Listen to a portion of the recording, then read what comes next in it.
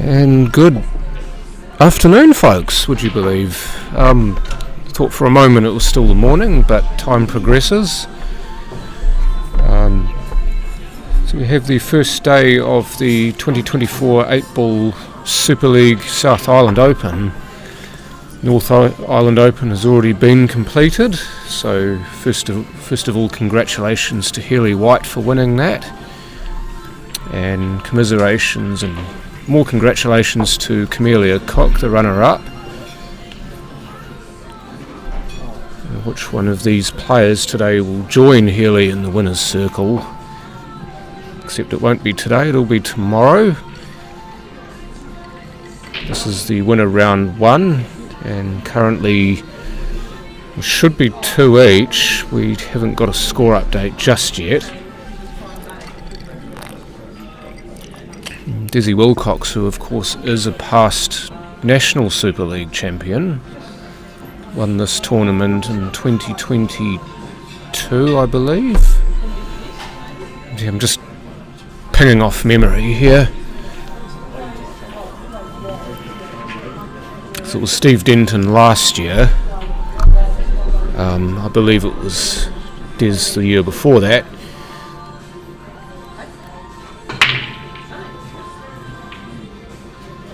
See, the players are using a shark rack as well, which is, you will see quite a lot of that in this tournament actually, probably this more so than the other rules set, which I will try my hardest not to mention, because I know that this is not CNZ, this is international rules.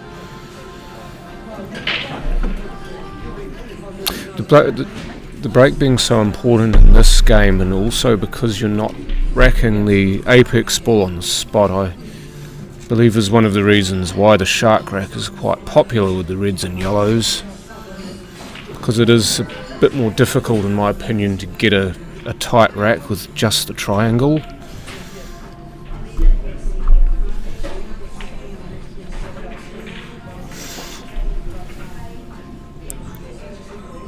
Should probably tell you who I am, although most people already know who I am. John the Voice Saundercock. I've just come fresh from playing my first match, as Simon unfortunately scratches in the middle pocket, and Des will now get a good geeze at this table. He's on yellows. I defeated Tony Gumley 7-4 in my first match. And actually, through the magic of Q-Score, we have other results right in front of my face. So I'll just run you through those while Des is having a look at what he wants to do. Mark Harrison 7-6 over Sarah Tinkler. That game went to a 6-red shootout. So it's tied at 6 after the allotted time, and Mark won the 6-red shootout. Neil Wally 7-2 over Shirley Boyce. Shirley going, of course, to represent New Zealand in about a month's time in Blackpool. 7-3 Lionel Galbraith over Dan O'Neill. 7-1 Patrick Cowan over Max Freeman, who is incidentally Des's stepson. That needs to giddy up, and thankfully it does. 7-5 Shane Brecken over John Gower. It's great to see Shane actually playing this. He's been doing a fair bit of work behind the scenes in the 8-ball Super League scene here in Canterbury, but great to see him on the table. 7-5 Paul Morris over Warren Wairepo. 7-2 Jojo Coleman over Stephen Woodford. Myself 7-4 over Tony Gumley, and I don't believe we have any other results gone final yet. Sorry, yes we do. Scroll up and you shall see. Oh, that red needed to drop. That would have been fantastic if it had done. 7-5 round 1 this is. Barry Henderson over John Renwick. John is also representing New Zealand overseas. Dan Coleman 7-3 over Terry Stewart. Rob Redgrove 7-4 over Richard East. Simon Green, who, as you can tell, is playing a second game now, won his first game 7-3 over Mitch Gourlay. And Glenn Spears beating Letitia Jackson 7-1. And Letitia also will be heading over to the UK to represent New Zealand.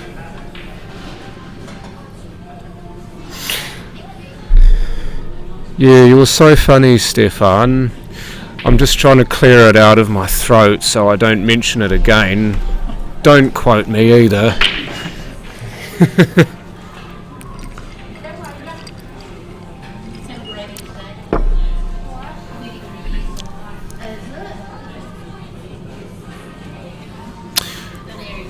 Look to perhaps...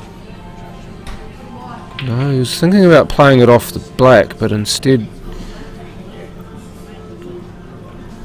playing it off the other yellow just to free the one up that he played, because if he played it the other way there was a chance that one or both balls, if he'd missed it, could have ended up in the poo. But that releases the ball and that gets the cue ball out as well, which is key in case he didn't quite get what he wanted.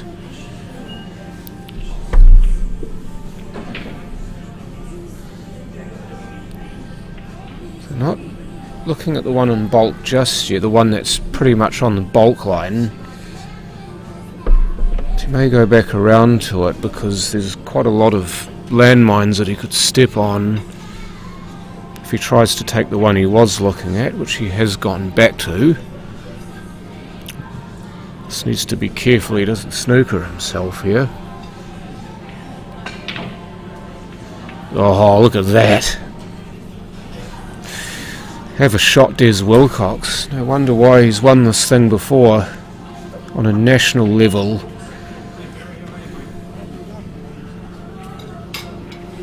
Beautiful bite into the white to achieve that. And of course, with the small cue ball, it's a bit easier to do that if you time it right.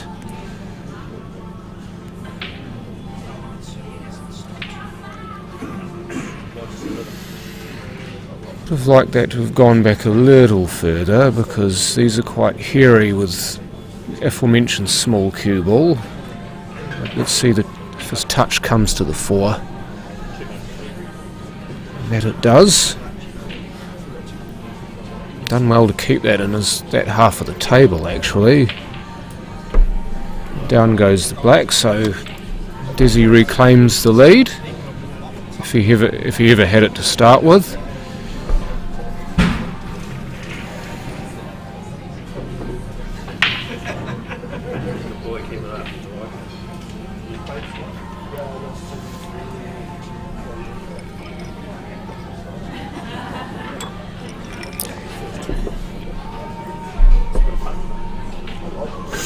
See the table just up from this one is Kiri Michaelides, currently playing Rob Redgrove in winner round 1. I should know this because this is the same lot of games.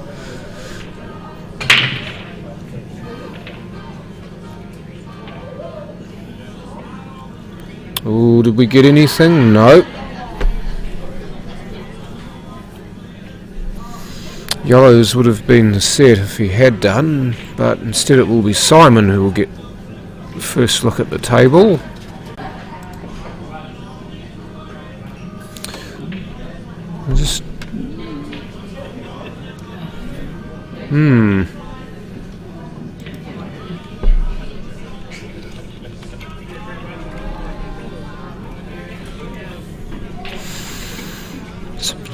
A bit of a problem here, folks, if you can still hear me. No, it is back on. Dropped off momentarily, but hopefully Paul can do his magic and keep us on. Big shout out again to Paul Chivers for giving up his time to be here and helping to provide this wonderful service that we do have. That's Lovely shot, except look out for the yellow. No, it's ended up okay. I think where that yellow ended up was secondary to the cue ball there, because even if the yellow does go ugly, if he's got a shot on one of these others, then he can redress that if he needed to.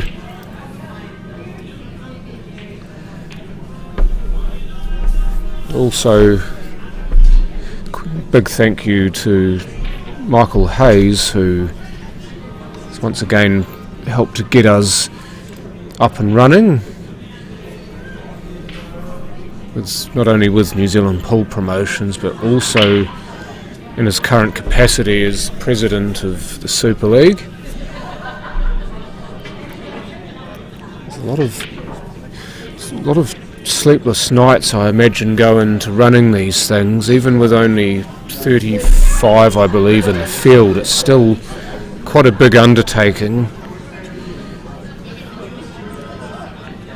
I'm thankful that people can give up a lot of their time and their effort to actually make these things run as smoothly as they do.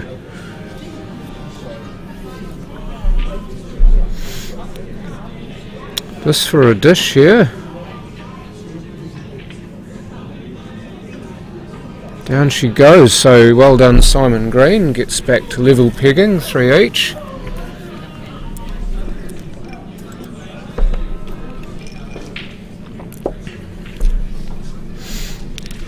Used to play inter-club for Kashmir, but now, as far as I'm aware, has committed himself pretty much entirely to this game. Regular playing Super League in Canterbury. As you see just to the right of the screen is Adam Lilly eyeing up a shot. Adam is our current champion. Those of you who might have seen the Facebook post about the nerve-wracking final moments of the final last year, 6 each, him playing Simon Singleton and a wee bit of a do-si-do on the black. But Adam ended up coming out victorious 7-6.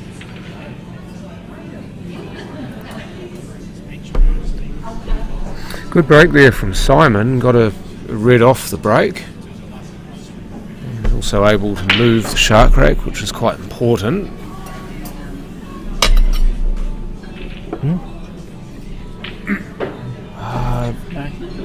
Just here's okay. Thank you. Apologies in advance if you hear me chilling. I just received my lunch.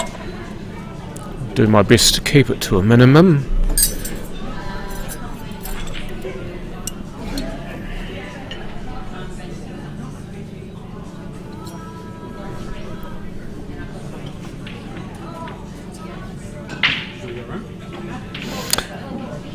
Got nicely on one of those yellows, the one just beneath the black spot. I think he might be on for the one bottom right of your screen as well, which is, I'd imagine, the better of the two to be on. Doesn't really tell us a hell of a lot, but he's decided against that one. I think all things considered, he's actually come out of this quite well. I'm not 100% sure if that yellow closest to the rail is on, because if it is, he'd probably take it now, but if it's not, then there's enough of a gap between those two yellows for him to give himself just a wee angle to cut that in the middle, and then he needs to, whoa, I think he might have remarried himself to it. Just needed to pull up ever so short of that and he would have been pretty much perfect. He's just going to try and hide this. He did his best to keep Des away from being able to pot the lot here. I think that red, the red he's looking at is on, so yeah, he's released the other one, so here we go. She could be all on here. As long as Des can keep potting and keep his position good, then you'd bet odds on he'll finish this. There's two balls here. This one that he's looking at into the middle, and the one down the rail on the left hand side of the table. I get the feeling he may try to make that. The one on near the rail, his last ball, because of the fact that the black's at the same end of the table. And also so you're not having to go up and back between the bulk end of the table and the black spot end of the table. You really don't want to be coast to coast too much in this game. You want to try to stay in the same kind of area, and then if you need to move, get rid of all your work in one place and then move and commit to it.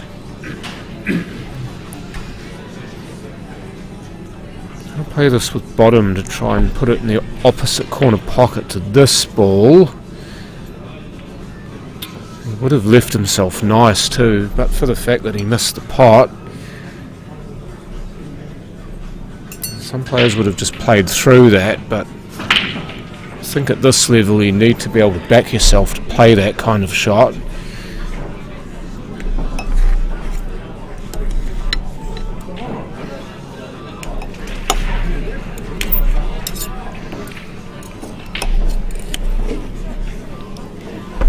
Sitting pretty good, these. He's just off straight on the yellow in the middle there, or the middle ball of the three. But he's obviously not happy enough with it, so discretion's a better part of valour, and if you're not 100% happy with where you are, you can of course snooker. There's a fair bit of that going on in my game against Tony before.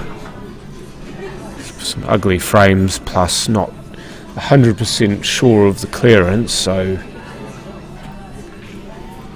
deciding to take shots to give yourself a better look at the table next time around is quite important. That was quite a tricky shot because there's a very small difference between that being perfect, i.e. straight-ish on this yellow, and being where he is now. He's played that beautifully. Get off the rail. That's a wonderful shot. That is not easy at all. Cutting into a blind pocket and you're not 100% sure where the cue ball's going. This sort of shot with that same positivity should serve him well here.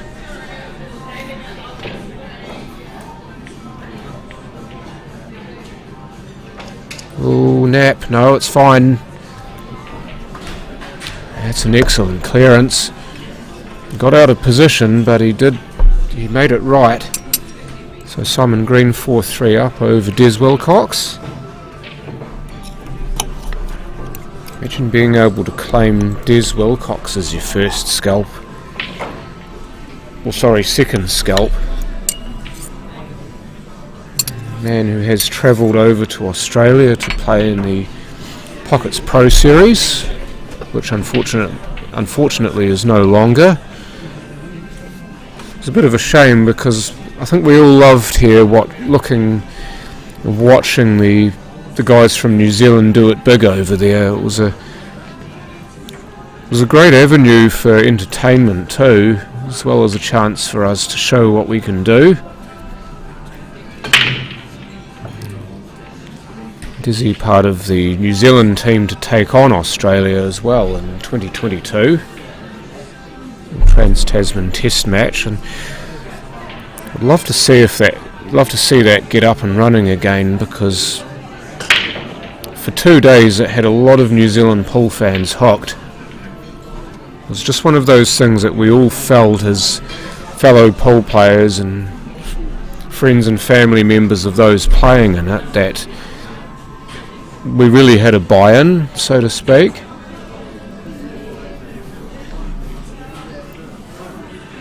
However, this is the present day.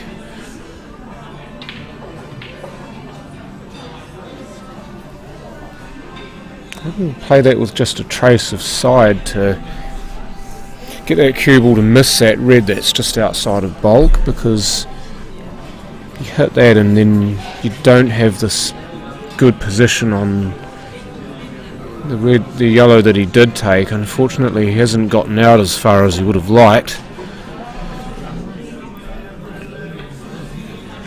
He's trying to play for the yellow that's nearest the cue ball now, and then the plant after that. Unfortunately, he's not able to see the plant.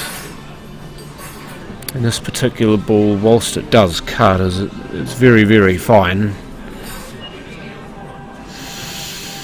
So I don't think he'll be taking this on. It's just where he's shadow cued. He wants the cue ball behind. Yeah, that red just beneath the black as far as he could get it.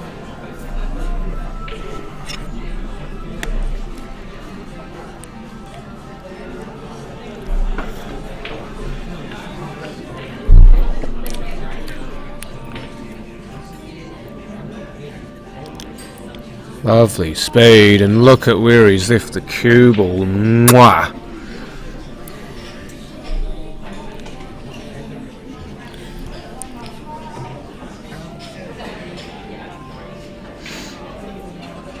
And in the end, that's not a bad response. He's might be able to see that red that he parked over the pocket. I don't think he'll be taking it though somehow, unless he's 100% certain he can finish, because that ball is a potential roadblock for Des.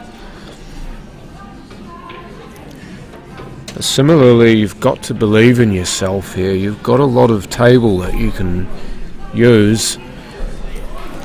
If either of these two reds next to each other in bulk are on, then the table does open itself up quite a lot.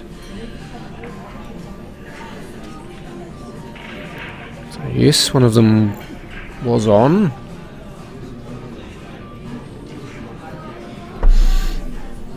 So we're staying nice and close to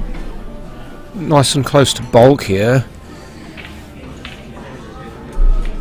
Because again, you don't really want to be going back and forth, especially this sort of game here. You want to be thinking here, where best to leave myself for this last red in bulk, so that I can get the best shot possible, ideally on the red that's below the black. If he can get on the red below the black here. Oh, he's just fallen off that. I was thinking if you get on the red below the black, then you can play back for the one above it, and then you should have a pretty good shot on the black. Oh, unfortunate. Played it in a controlled manner though, so Simon couldn't see a plant or anything good down the other end of the table. He's forced him into playing either a safety shot here or a bank, or a risky combination shot. Oh, he's top shot. Played that excellently. If it had gone, he was a chance of finishing. If it doesn't go, he stuck the red in the road. I wonder if Desi will be looking here. If there's any chance he can really get into this and try and come off the bulk rail and then back into that cluster of balls, whether he feels he can risk it or not. The other shot he could play is you pot this and then just play the loss of turn shot. He's given it a ride though. He's given it a ride. I tell you what, if the angle's on, he might be a chance here, but the loss of turn shot's also pretty good for where these are, because there's a pretty easy snooker, as you can see.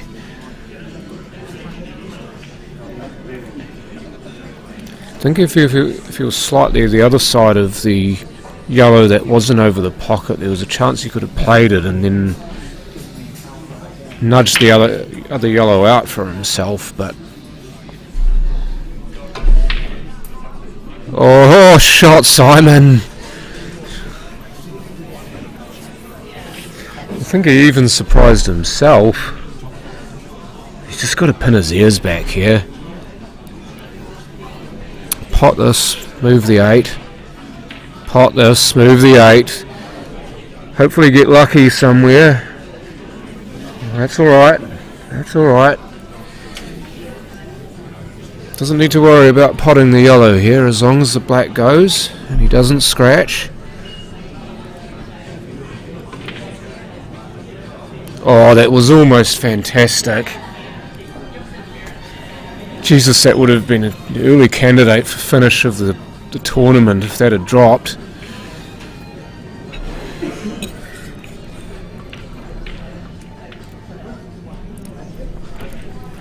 Pretty good weight there from Des. Could have gone up and back or just potted it silently.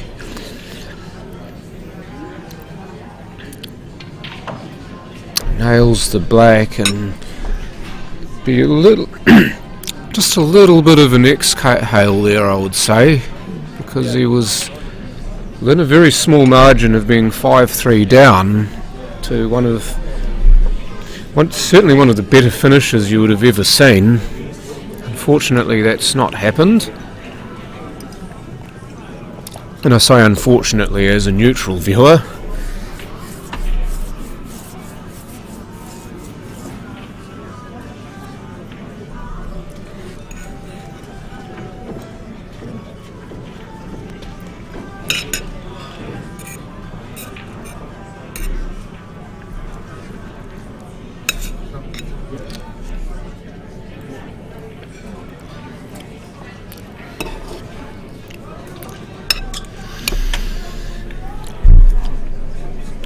Fantastic match this.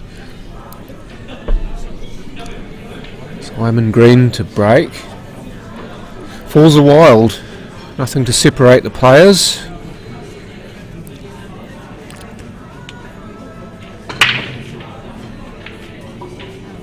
Go in something. Yes, the red. Thank you for answering.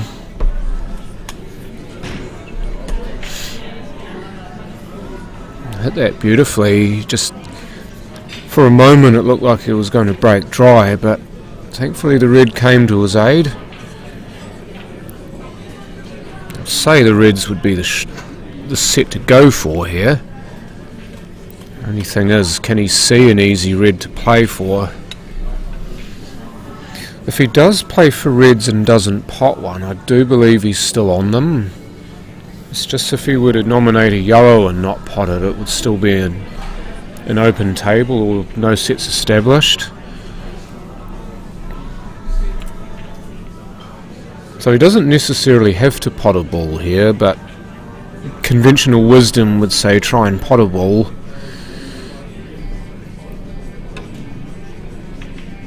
Wow. That's not a foul, by the way. Table's still open, but he just loses his turn.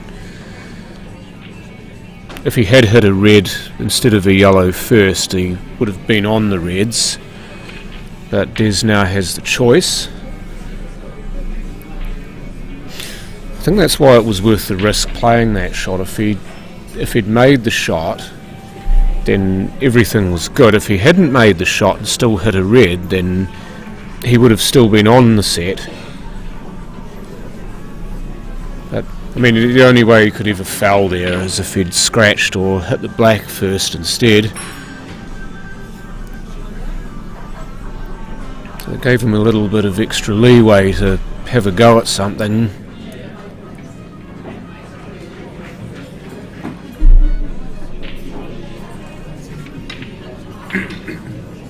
Well, that's a wee bit lucky. Holds his hand out as an apology. This is a bit of an Aikimo shot, this. He may be caught in the jaw.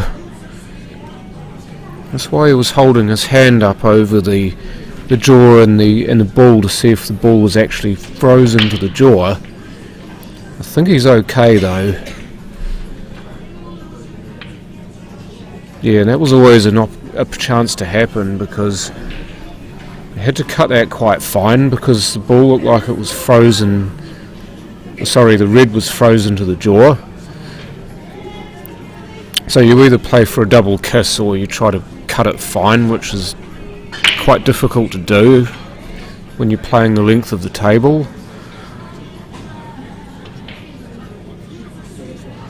Wants a piece of one, and he got it.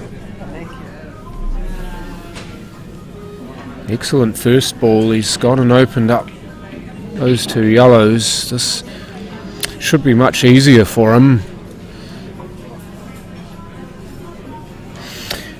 A good little piece of, I wouldn't say artwork, but touch there to bump into that yellow that he opened up, just to get some separation between all the balls there.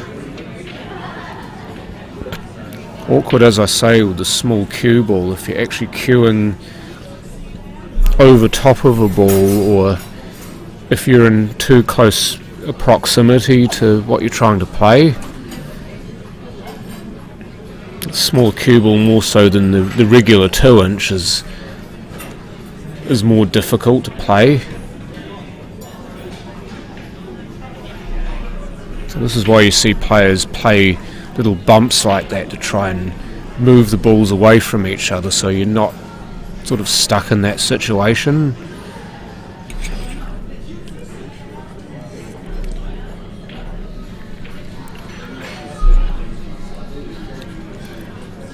So shadow cueing the yellow that's away from the middle pocket there, because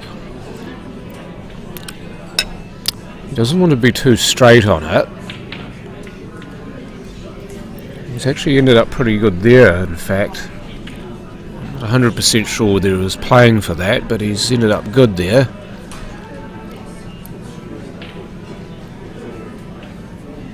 Rattled and dropped. Now a bit of subtlety here is good. If you get into this too much, you end up too close to the rail.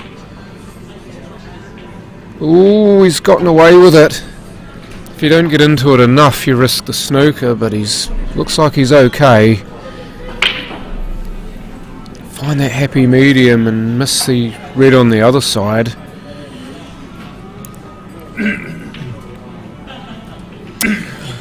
But he takes his licks, or rather takes his luck. Takes it all the way to the house in that frame, so 5-4 Simon Green, and it's a very good finish that, in fact, because that frame looked like it was going very much against him when the table was open and Des was on the reds with what looked like a good view of finishing the frame.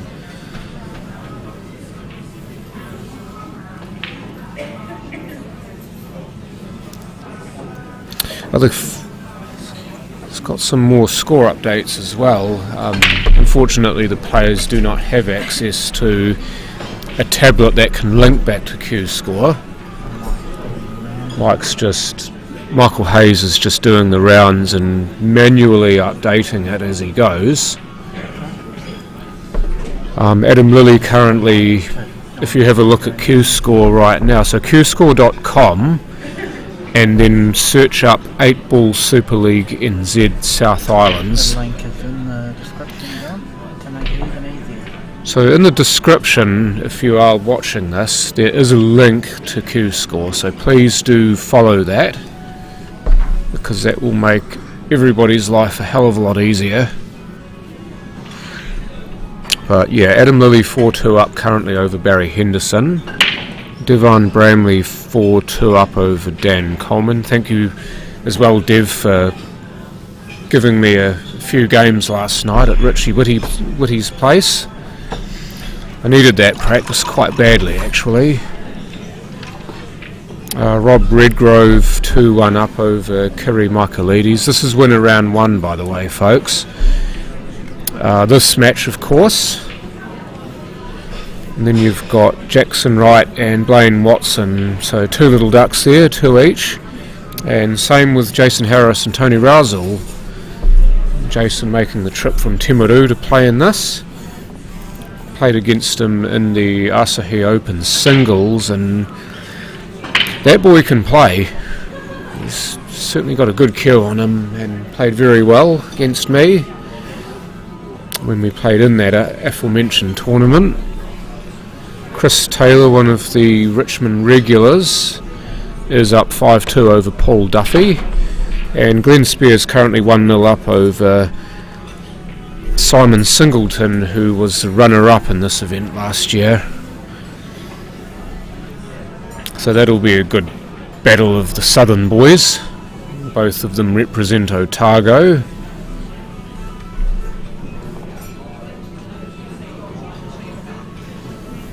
So back to this game now, and unfortunately Simon's made a slight pig's ear of this, but just does the needful there, just releases the yellow and puts a bit of pressure back on Des here, because I feel like he needs to do something here.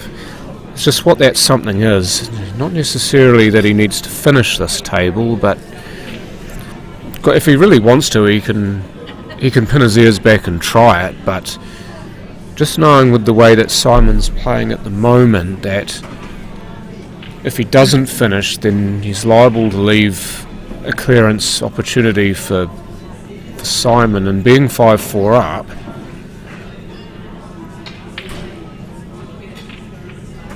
he has had a go at that, and he's perhaps gotten a little lucky that he's covered the yellow that would have been Simon's first shot. So I think that also highlights the importance of playing aggressive pool if you're not sure. Generally, if you play more aggressively, you bring that chance for rubs to go your way. Just like that, for example, it didn't work in Simon's case, but that ball could have easily sat over the pocket or gone in. But because he went for a shot, he gave it a chance to do something good.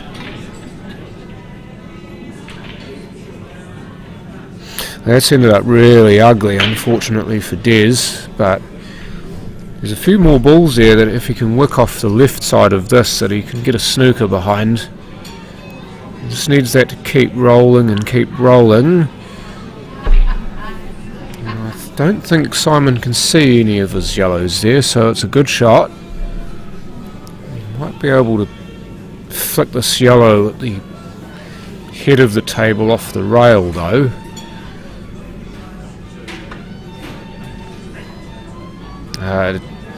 You see he had to play a bit of side, and unfortunately when you do that sometimes you will throw the cue ball the opposite way. So ball in hand for Des. So all fouls in this game and open play, a ball in hand. So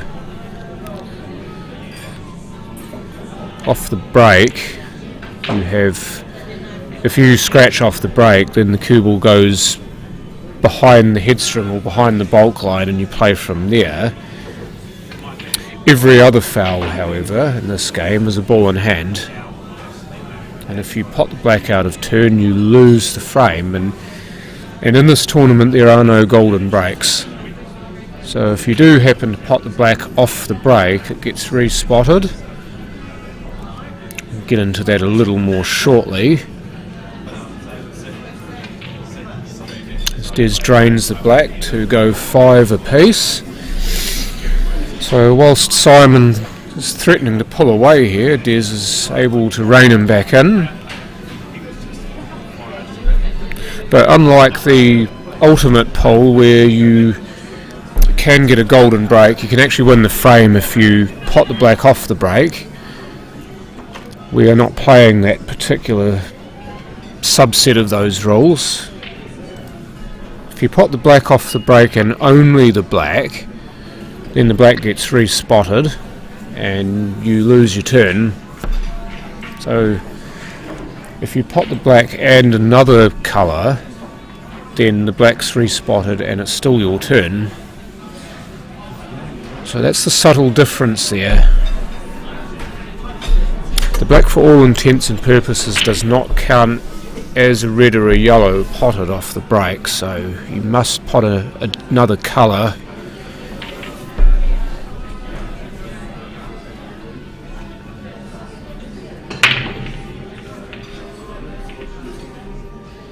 That was a very interesting break, and the cue ball ended up going right around and kicking the backside of the rack there. And as a result, we've got an unusual spread of balls here. You see that they've all kind of migrated off to the right hand side of the table.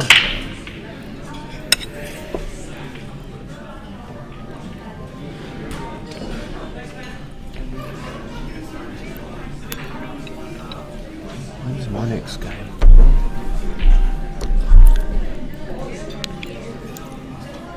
Oh yeah. Ooh. Just wondering who my next game was against. I've just received an answer. Well, he's trying to hide the cue ball, I believe, behind that big hunk of balls there to the right of the black spot. He's just got into it too much, and he's left Simon an opportunity here.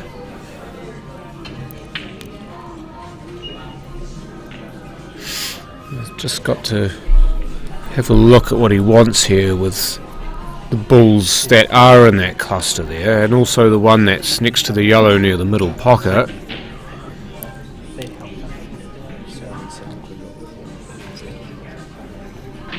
Well, he didn't get a cover. I think that was an in or over type shot there, but didn't quite get it over enough. And even more so than that other rule set, the double is a big part of this game. The double, the bank.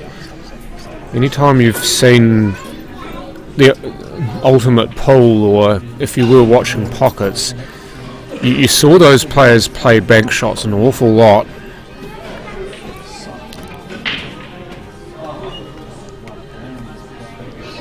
Well, that's wound up really good. If that red is close enough to the middle pocket, the one next to the yellow I'm talking about, if that red's close enough, he might just try and snick the sin off that ball. There wasn't a chance there to do that, but he didn't need to, because he's got good angle here to release that yellow, as proven.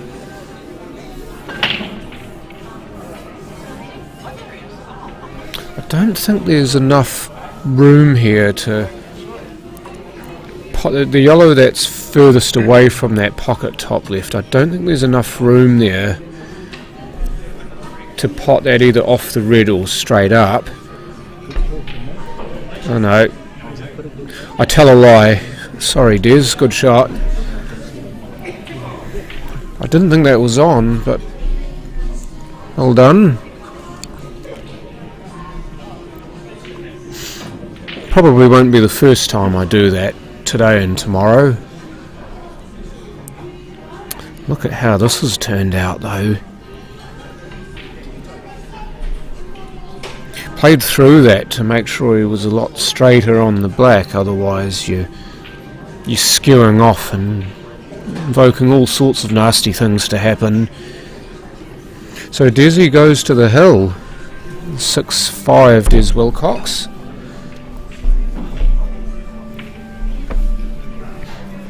Well taken finish that too, because there would have been a fair amount of heat on that.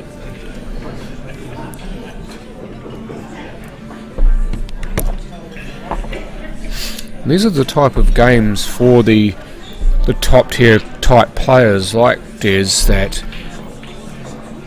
are quite galvanising as well. I'm just saying this in case Des does go on and win it, and if he does go on and win it, then please clip these words.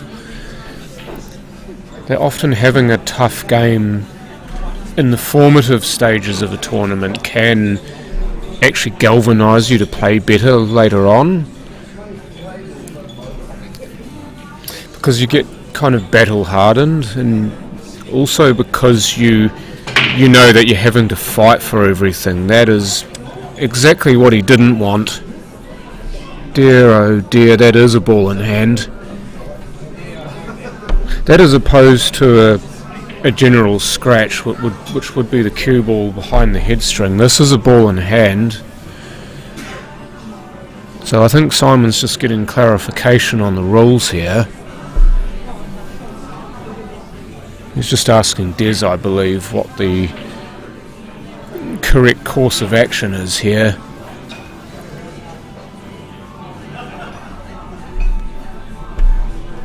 Ball in hand as opposed to behind the headstring here is a massive advantage with a rack like this. Because he could, in theory, take the yellows and then get nice and close to possibly the one that's closest to the bottom right corner pocket on your screen, and use that maybe to promote one or both of the other two that are stuck. I mean, that's one option that he's got. I mean, reds are not looking too bad either. He could always take reds, take these two that are past that centre line there, and then come back up table and then deal with it there.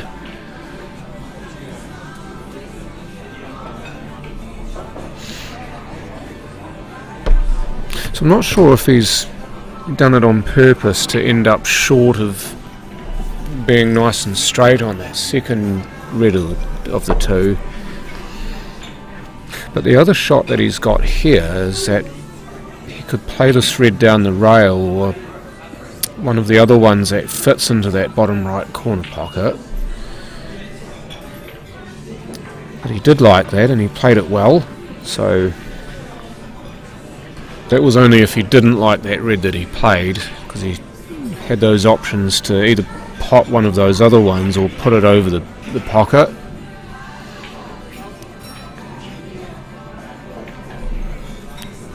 Oh, got underneath it. And that could be damaging, because not only does this yellow look like it goes, but there's an angle available to free one or both of the others.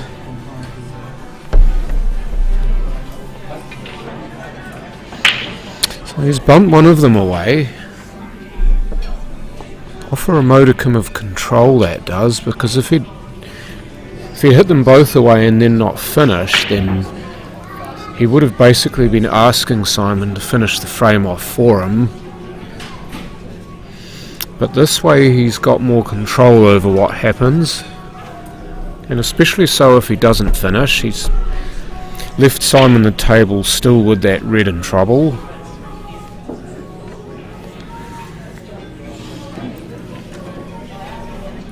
Akume Takai. Congratulations all the way from North Central USA. Which state are we thinking? I'm just going to reel a few off here. Wisconsin,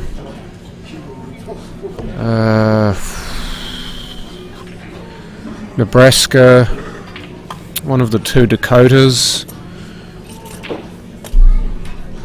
Michigan. Just showing which states in that area of the USA I actually know, so don't mind me. Yeah, I hope you guys actually play a bit of this in the States. I know you're more the type player to be playing on a 9-foot table, because I know the 9-foot game's massive over there. You see very few Americans actually playing this form of the game, even though the rules are quite similar to world rules on a 9-footer. I think he was playing for a two-way shot there, was Des. He wanted A, the yellow to block the black, and B, and probably more importantly, he wanted the cue ball to stick behind that other yellow for a snooker.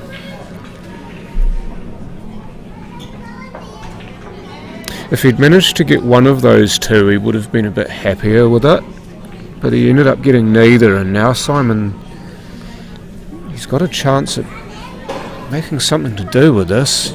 Just needs to find some sort of shot to release that red that's in trouble.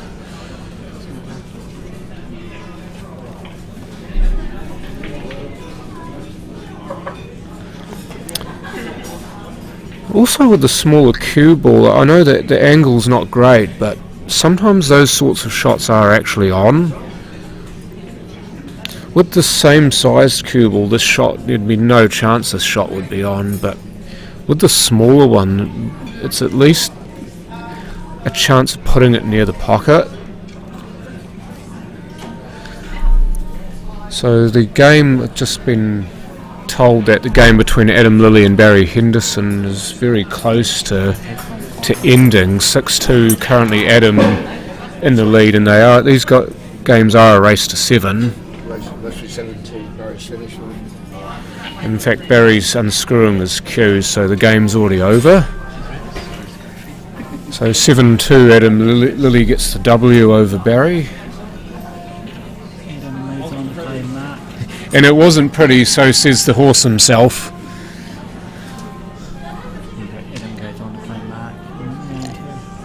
So, winner round 2, Adam will play Mark Harrison, who, as I said before, got a win over Sarah Tinkler by way of 6-red shootout. So Barry will then move on to play Letitia Jackson and lose round 2. That's the great thing about these tournaments as well, is you do get a second life. If you lose earlier on in the piece, then you do get put into a different round, which is the losers round, and you can win your way back into contention to win the tournament. You've got to play more games, and if you do lose again, you're out. But it does offer you a second chance, and have been instances of players winning these type of tournaments after losing quite early and then going on winning every single game after that. Oh, Simon. And he just about went an off to boot. He had to give that some because he's most likely going to have an ugly shot otherwise. If he'd just tried to roll that in, that cue ball would have snaked all the way back towards the bulks end of the table, and he would have had a nasty shot on the black.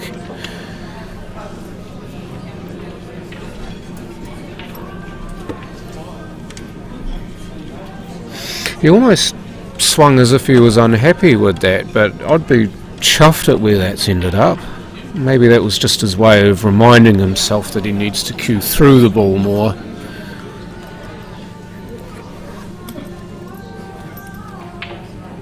Down goes the black, and that is a hard-fought victory for Des Wilcox. 7-5 the score.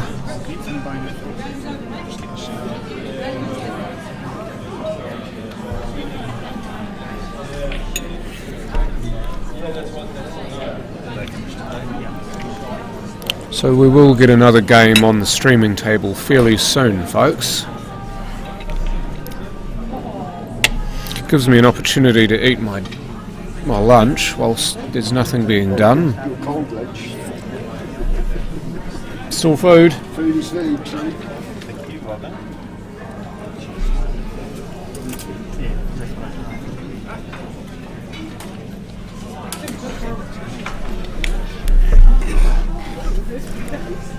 Because he didn't give a shit. It wasn't organised.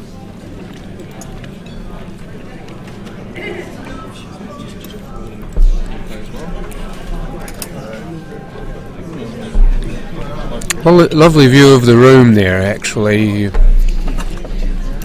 We do have a third camera with the ability to see all of the tables being played on.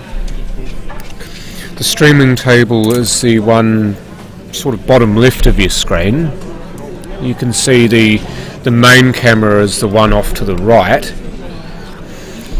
There is also a side view, which is a camera that's on the table far bottom left of your screen. You might just be able to see the tripod.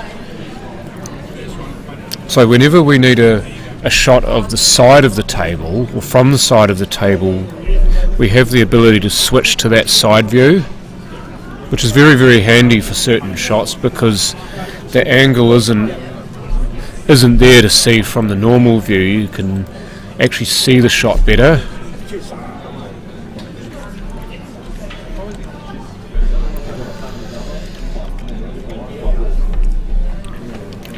So loser round 2 we will have coming up very soon, and the next game to be streamed will be Terry Stewart versus Tony Gumley. This is starting earlier than scheduled. So this game's scheduled to start at 2 o'clock or 1400 hours, but we will be pushing it forward. So it's 1:24 at the moment. But the game will be a fair bit sooner than 2 o'clock. I mean, if the players are both here and both consent to playing it early, then we can of course play it early, it's no problem. That must have been good, alright to commentate, John, first up. This is just you want to just give a wee interview or some stuff. Yeah, okay, yep. Give us a rundown. Dizzy Wilcox joining us briefly. Yeah, Johnny, cheers for that, mate. That was a good match for Simon. I haven't really seen him play before, and he plays really well, plays the game really well, but unfortunate not to go hill there for him.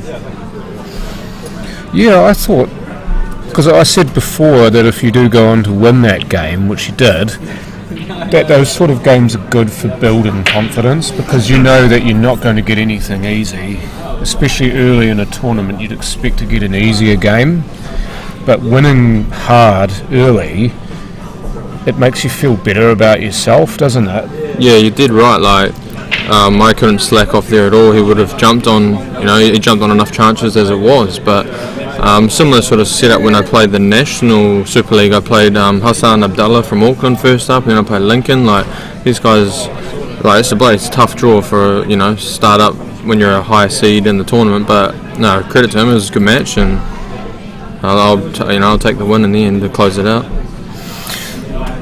Yeah, you mentioned it was 2022, wasn't it, that you won the National Super League title? Because I had a feeling that I'd gotten the year wrong for a moment, but because I know that the last year Steve Denton won it, but it was the year before that you won it. Yeah, that's right. Yeah. I remember having Lincoln Muolu there, and he's probably more known for his game on these tables with the CNZ rules, but because he's a good touch player, he's really good with a small cue ball as well, and Hassan learning this game, but learning quite quickly how to play it. So he still knew how to clean up balls. Yeah, neither of those guys were mugs. Yeah, that was the Super League Nationals just gone. I think I played Hassan Abdallah, then Lincoln, and then maybe Camellia, and then it was a bloody hell of a draw. Camellia, who ended up I second to her partner Healy in the North Islands. That's what I mean. I had this real stiff draw, but it's good, like, playing good matches first up, or playing any good match. Like, puts a bit of pressure on you. You got to be able to show that you can win those matches from when you're behind and up against the wall a little bit. Yeah. Just to answer a couple of questions that you guys have sent in, Johnny Mattingly. I think it's... Cheers, guys. Cheers, Dizzy. 3 each at the moment. Jason versus Tony. That was the last score update. And Akume Takai, I think it is.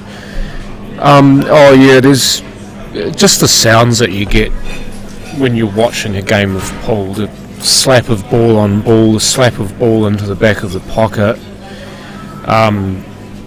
When you do love the game, then those are very therapeutic sounds. Snooker's a lot different to this sort of game. Snooker's played on a 12-foot table. This is a 7 by, I think, 4-foot table. Sorry, 7 by 3.5. Thank you, Mike. So these are the general kind of tables that most players play on in New Zealand. You also get quite a few players who play on the 9-footers, And you do, of course, have your snooker as well, but most of the pool you will see in New Zealand, especially pool that's streamed, will be on the 7 by 3.5 foot tables.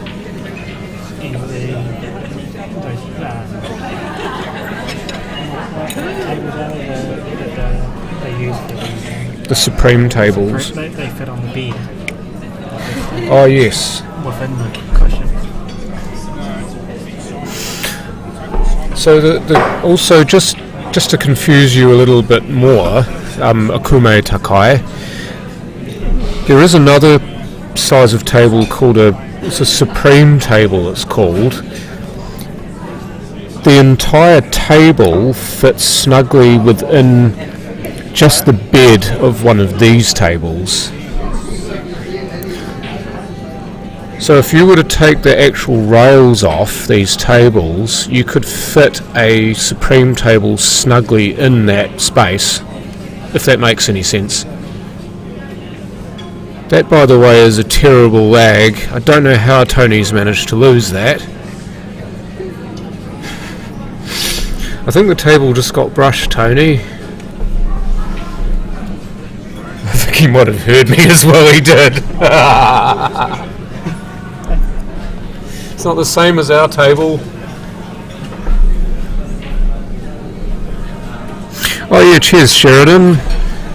Sheridan Burmeister. Lover boy. Yeah, 7 foot valley table. I know you guys will have a few of those in the States as well. Same size as these, but with the 9 footer style pockets and balls.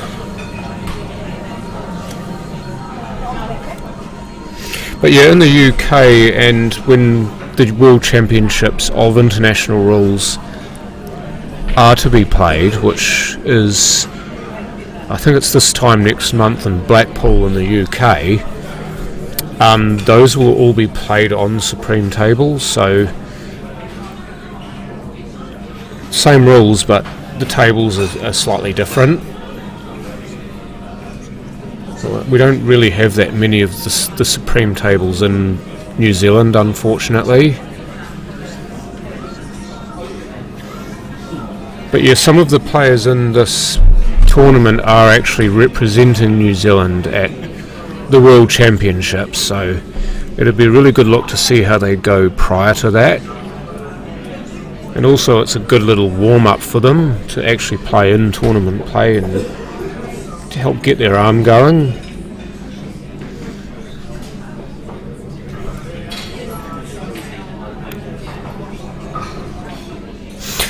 Yeah, that's a relic, isn't it? I can remember the last time I saw one of those. It would have been something like no, it was more than 15 years ago. 8x4s. I can't remember much about those tables. I do know that they could be really difficult to play on, because you had the same of one thing and everything else was different.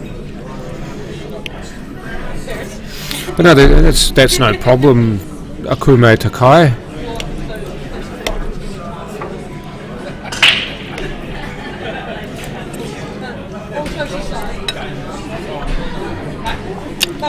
The last time I saw an 8x4, I believe, was in a rest home. So that they had that as their entertainment style pool table. They had an 8x4.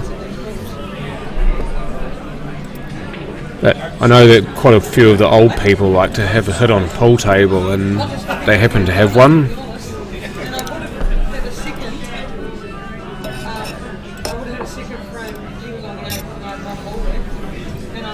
Oh, he's fouled. I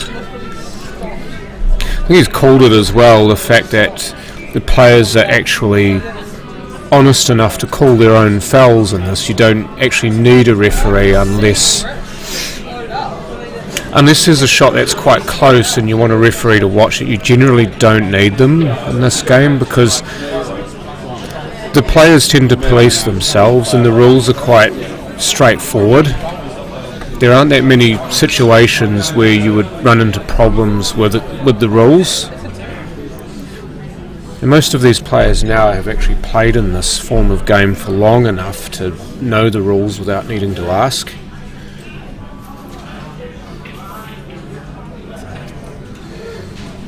Didn't get the cover there on the yellow bottom right, but he's left Tony a pretty difficult cut on the one in bulk here.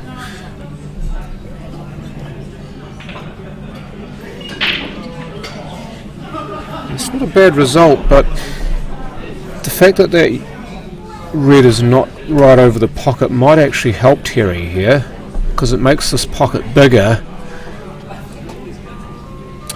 Where he would have jawed this ball, it will clip the red instead. So just like this, that wouldn't have gone in without that red being there, so those are actually quite helpful for players. It just depends on which player it is.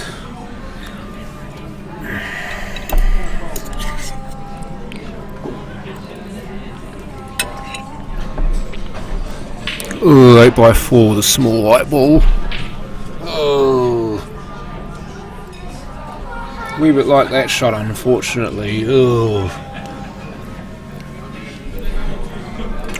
Generally, the smaller the table, the better off you are with a small cue ball. But if you've got a bigger table and a small cue ball, then that's difficult. Imagine having a smaller cue ball on a snooker table.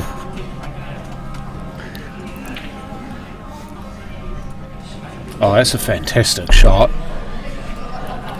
You only had a smallish window to get into for position, so that's the way he had to play it.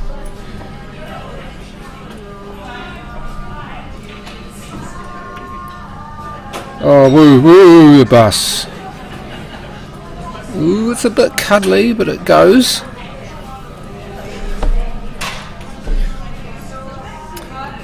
Careful of your killing.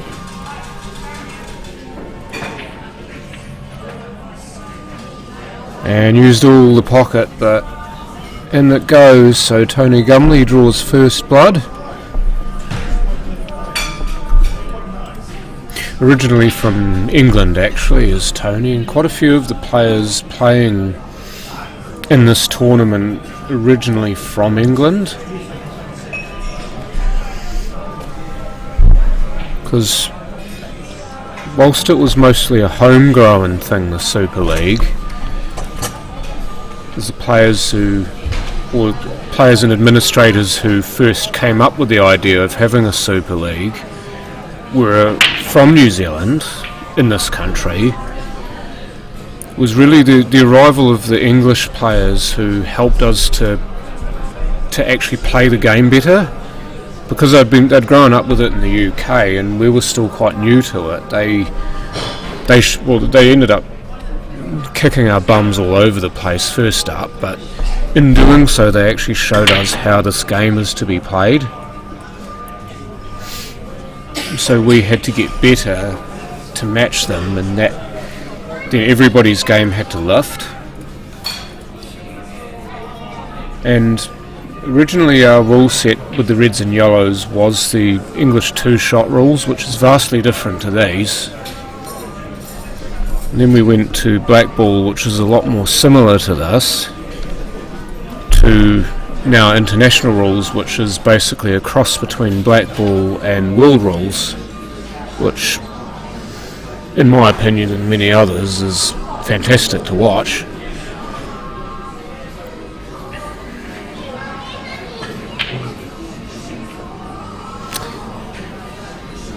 Look at the shot that he would have had if he'd potted that. That's why he played it like that. He didn't mind taking the risk of missing the ball, because had he made the pot then the risk would have been worth it. Go the club black. Yes, Terry's from the same place as you, isn't he, Sheldon? Hang on, which planet is that?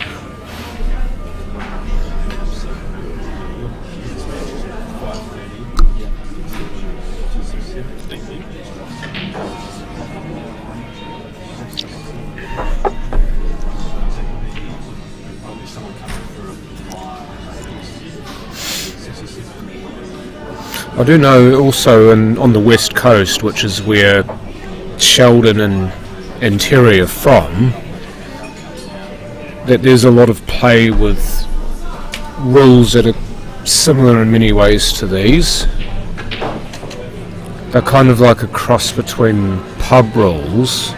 I know I'm confusing you guys, I'm sorry, but cross between pub pool rules and sort of black ball rules, which means that they play games more similar to this than the other style of pool on these tables that's usually played.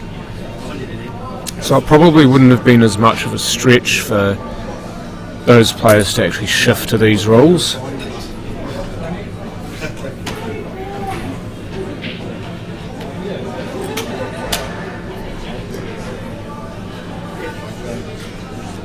Yes, thank you, Sheldon.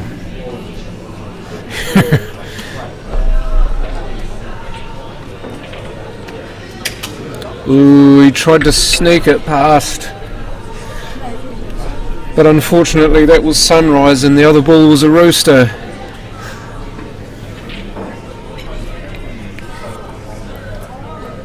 Where's that hiding signal?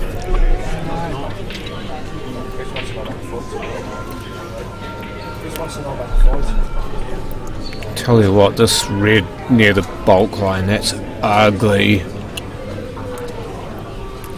Probably would have done better to take the one by his cue first. Play that and then give yourself a shot on the one that he just played. Problem of course with playing that ball I mentioned is where's the cue ball going? Probably into those yellows, so there's a bit of a risk. That was just my observation. So this being a loser round, the player who loses this game is out of the tournament. Winner will move on to loser round 3. So they're still on the loser's side of the draw, but they're still in the tournament.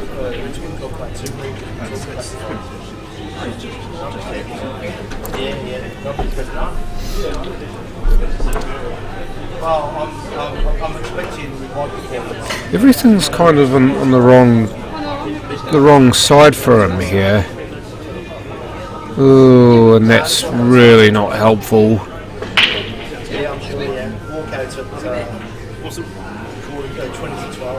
Ball in hand, and yeah, that ugly yellow can now be made easy because of that.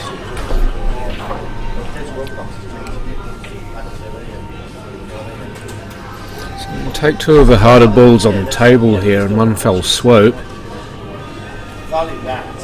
and if he can leave himself a nice little angle here on this one just outside of bulk, he can coast down for the yellow near the black spot.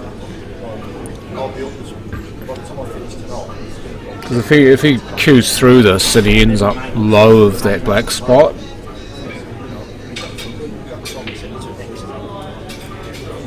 ooh, careful.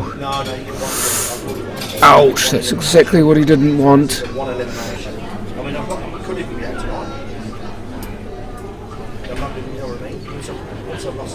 Oh, we got a little bit fortunate, but he played the shot, so he deserves the luck. Looking to pot that, but snooker's a pretty good second option.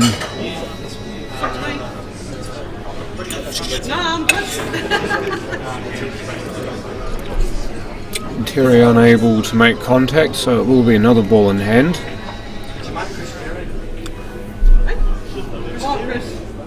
There is no 3 foul rule in this game either, so that's the second foul in a row, but a third one won't be loss of frame, unlike 9 ball.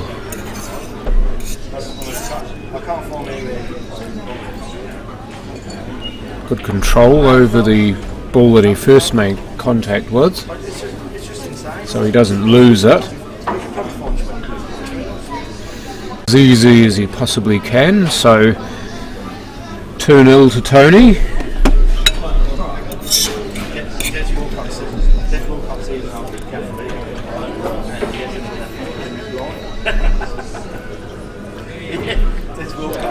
Oh no, the stream. Well, what happened? Stream seems to be working at their end. We seem to be okay at our end, Akume Takai. So I don't quite know what happened for you. It might have been your device.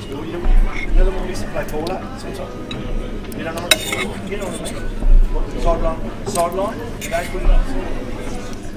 because you know what's going to happen, you're going to get a factory kitchen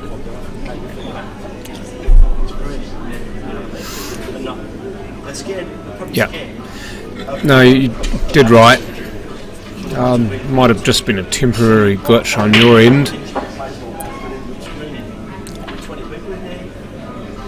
So nothing doing off the break, and have a look at these reds from here. I mean, to be honest, either set.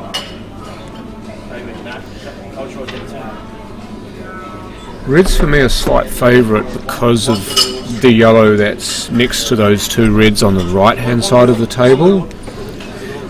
Because that one doesn't go, and every other ball on the table to my end does go somewhere. So you're just using the black there to help kill the cue ball to get onto one of those two reds, because they can be tricky to get onto. That sounded like a miscue, which is quite common when you're playing off the rail, because the cue ball is smaller, you have to be careful that you don't cue over top of it. And it's a lot easier to do when the cue ball is just peeping over the rail. Careful, careful! Ooh! That is 50 Shades of Ugly. If you can see the one further up table though, it cuts in the middle. Well, he tried it. Uglied up a red in the process. The main point is for him that he didn't foul, so whilst that could have been very bad, it's ended up not being as bad.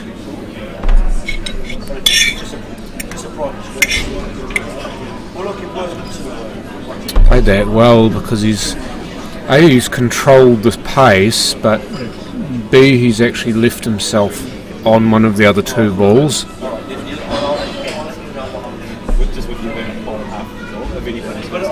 Ooh, had to give it some. Had to give it a bit extra to get the cue ball to pop back out. Yeah.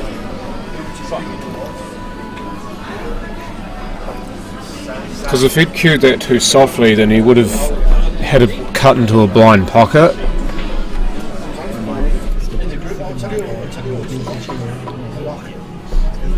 Promoted the yellow nicely there. So he could potentially put the yellow over the pocket or continue on his merry way here.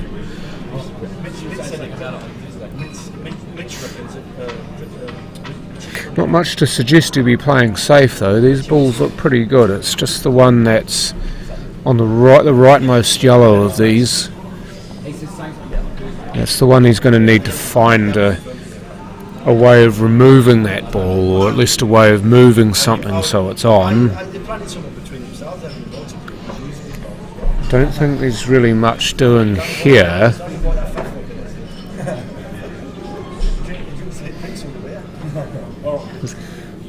Neither of these balls are much good actually for promoting that yellow. So with that in mind, he may just decide to play for a double or a bank. It's quite as I said before, it's quite a prominent shot in these rules. This ended up quite well. He's managed to cover the black, so you can actually pot in these rules. You can pot your opponent's ball as long as you strike your own first. If you pot your opponent's ball and not your own, then you just turn the shot over. You lose your shot. And often that sort of shot, when played intentionally, is just called the turnover or loss of turn shot. Because it's quite a an integral part of this game actually, and you might see a lot of more of it later on, is the intentionally playing your ball onto your opposition's ball to pot your opposition's ball.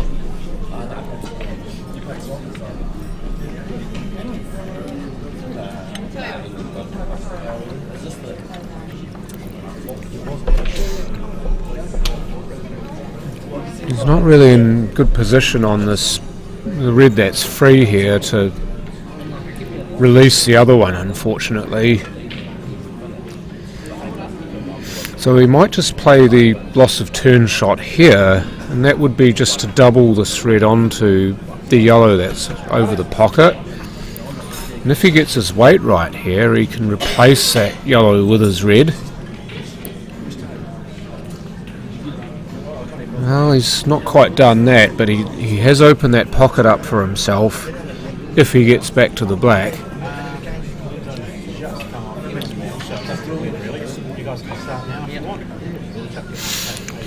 So Glenn Spears and Simon Singleton, that game has now finished. Simon 7-3 over Glenn. Battle of the boys from the south.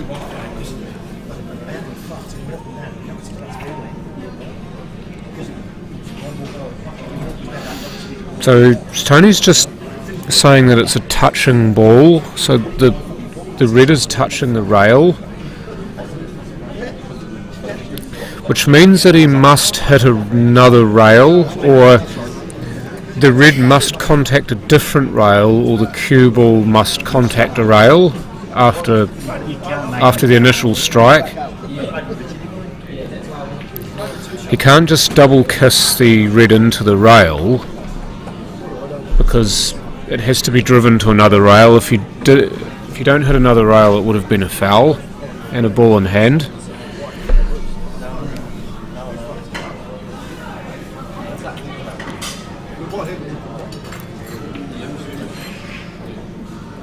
Oh, it's wide. This one didn't drop. The one in the first frame, where Tony potted the black, it did drop. Oh, he was trying to cheat the pocket to get out for the black, and he's missed it. If he can make an angle out of this, Terry, he can either come off the rail or screw straight back into the black and the red, and I don't think the red's on for a plant, but he can at least move the red away. He doesn't need to fear potting the red here if that plant is on. It's just a matter of moving one or both balls. But unfortunately, he hasn't managed to get into that ball enough. That's why it's skidded down the table, rather than really hooking back into those two balls.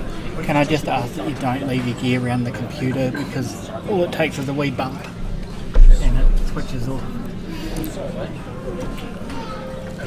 So he has to hit this very, very softly. Very softly, but not that soft. Cheers, thank you.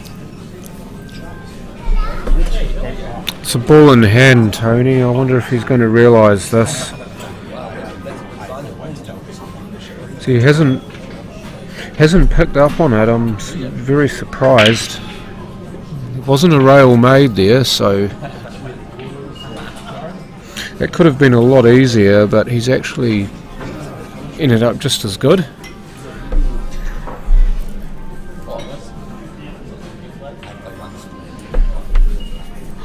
So 3-0 Tony Gumley after a little bit of drama at the end of that frame.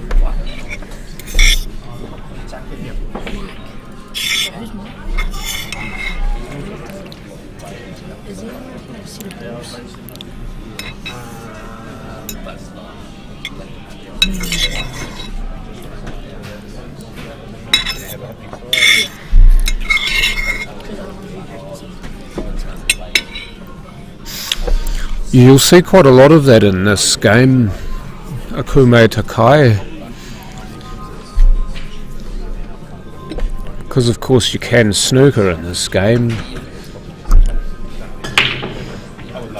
And players will often actually play deliberately to snooker their opponent, much like in 9-ball and 8-ball on the 9-foot tables.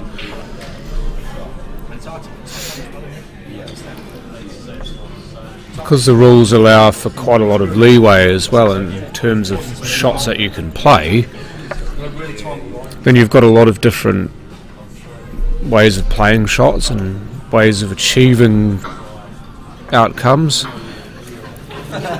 So Tony scratched off the break there, which then it's gone. It wasn't a pie either.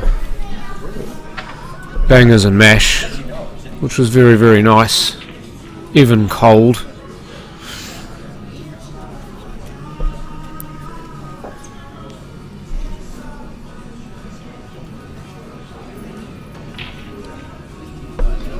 Yeah, he's worked that middle pocket out.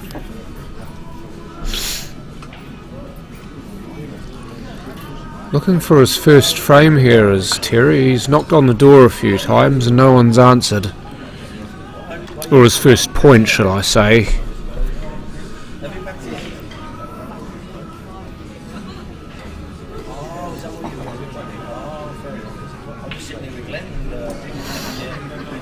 Slides across nicely for, I would say, the yellow beneath the black spot. This one here, because you're much more likely to get position on your other yellow than you are going the other way, except for the fact that he's missed it, and now Tony's got a pretty nice table to turn to.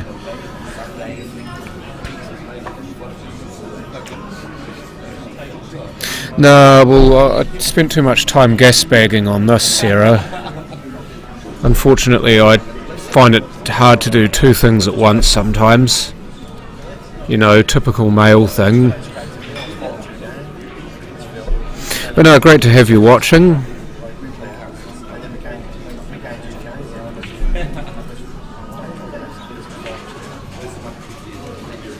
Ooh, we got it just to spread enough to make that red on. Had to play that just a hair below centre of the cue ball there to, with the speed that he played it with, to get it to spread enough to put this red in this corner pocket. And he's ended up running right through everything there. I would have expected to hit one of those balls, and if he'd hit any of those balls he would have had a good shot, but because he hasn't, this is a bit more difficult.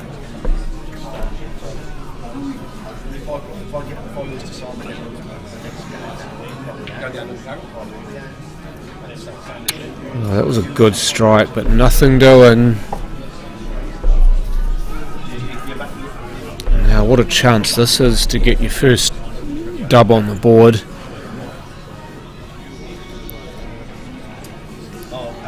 Play the one that's not over the pocket. You've got to be sure that you're clearing that red near the black spot. Just through a little bit, didn't need to be much. Now probably just off one rail for the black. And with a little bit of help from the red. Thank you very much.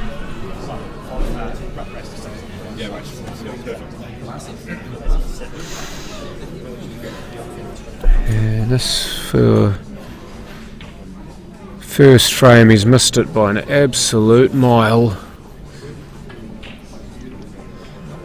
Dear oh dear, you could see the movement before he hit the shot too, which is very strongly discouraged in cue sports.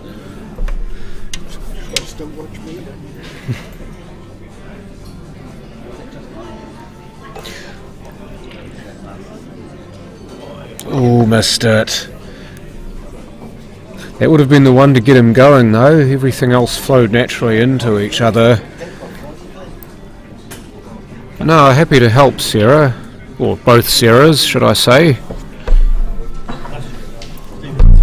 Sarah and Sarah are two of our local players here. Still quite new to this set of rules. But yeah, watching the stream is quite a good way of actually picking up on the rules. especially if you've got somebody there to explain them for you. So Terry did get his first frame, so he'll feel a little bit happier about himself. But yeah, and you'll also notice how different these rules are to C and Z. I mean, the chalk and cheese really. And with that comes a much different way of playing. Obviously you're trying to put every ball in the pocket and then the black, or pot your set of balls and then the black, so the aim is the same, but the way in which you do it is much different, or often can be much different. Reckless, I like that.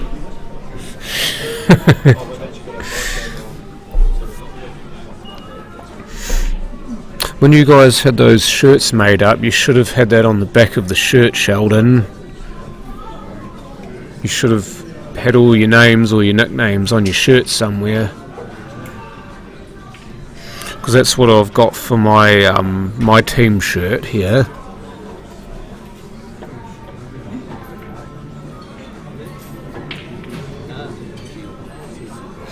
Oh, he's got the yips. There's a few balls in a row that you expect him to pot that he hasn't potted.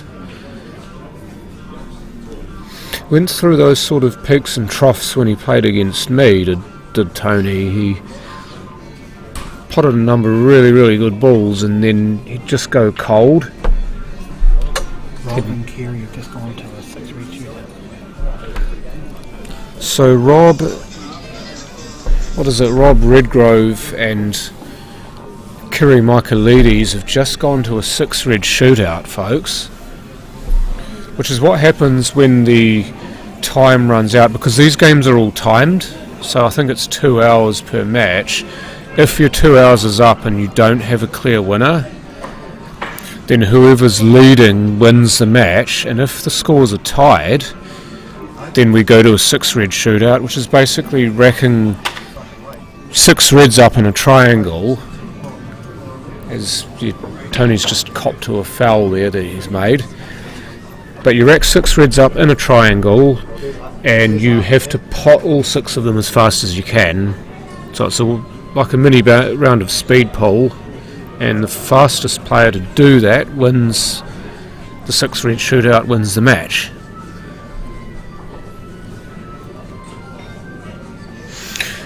You see, nicknames are not as good if the person himself suggests it. Your nickname, to be fair, should be something that another person has started using.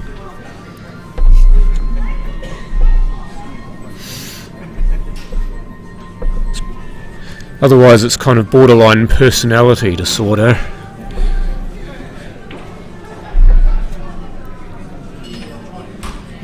Yeah, I like it actually. I think it's a really good addition to this game, or oh dear. Basically just given control of this frame straight back with that scratch. But it is something that we're not too familiar with here as well as a 6-red shootout. We're still quite new to the rules in New Zealand, so...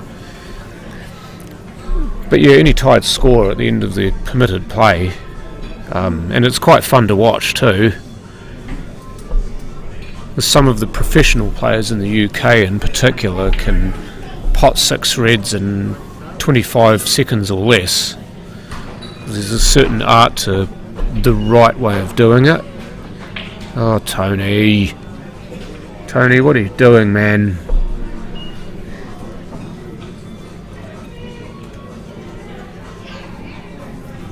That from where he was a harrowing miss.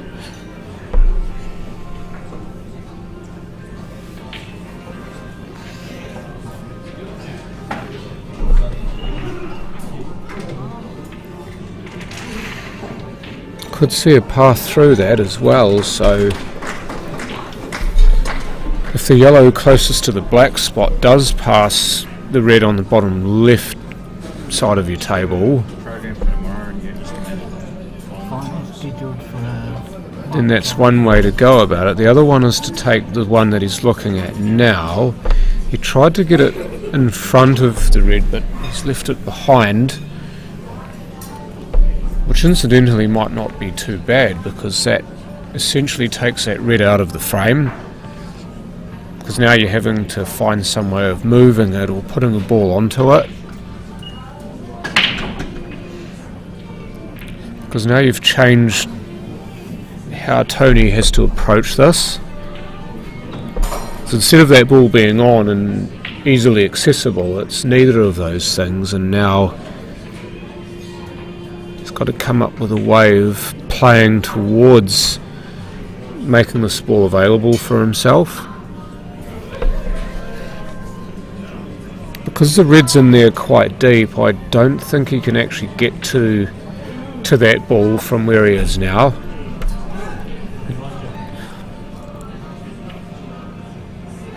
Maybe enough space there on the table to double the other red across to where the red and the yellow are, because that red should miss the cue ball on the way back and should be able to go straight, pretty much straight down the rail.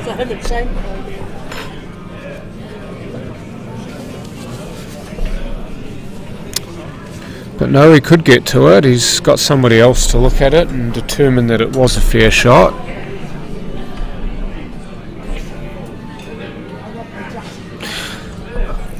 I'd like to believe so, Steph. I think that would be the fairest way of doing it, at least. 4-1 Tony Gumley with that. Both of them so far have been moved to a table that's away from everywhere else, okay. Or you can do the second option, Stefan, which is to move the 6 red shootout to a table away from the ones that are being played on, which then greatly minimises the chance of anybody interfering with it. So I think it's actually a good little ploy there from the tournament organiser. Yeah, I've already given you some.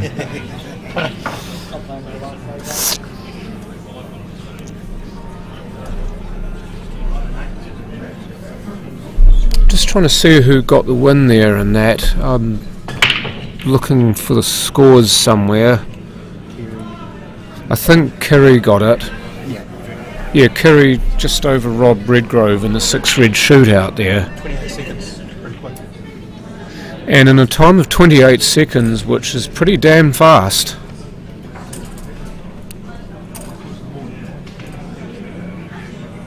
Mitch. Hello. Rob and Kerry literally just finished, so I just said to Rob to take 5 minutes at least. Moves a bunch of yellows there, and whilst 2 of them are still tied up, there's a good chance that he can move them with this. But you've got to be careful. It's a small cue ball, it does bite quite hard, and it's quite easy to lose it. This as opposed to the same sized cue ball, it sprays quite a lot more on the angle. So this is where you need to be careful that you use a bit of subtlety when you're playing shots like that, otherwise you end up missing your line by quite a lot. You sure?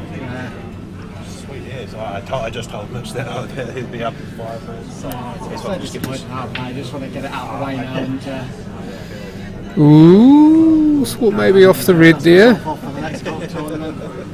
But it's a good shot, that, actually, because he's brought that out into the open. Yes, there is a chance that Tony can clear this, but he's got quite a few difficult balls here. So take the opportunity now. Oh, he's miscued. Oh dear. So he did hit the ball, but because he didn't make a rail after the ball, it is a ball in hand, as per world rules. Which I don't think Terry's picked up on that, unless I'm wrong and he did make a rail. I'm dead sure he's just missed that.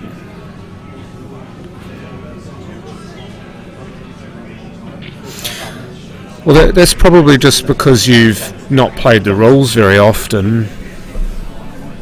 Akume Takai. He just tries to secure that pocket. So that's going to make things even more difficult for Terry here. So loser round, or any loser round, is a race to 6 as well, instead of the race to 7, which you will see in the winners rounds.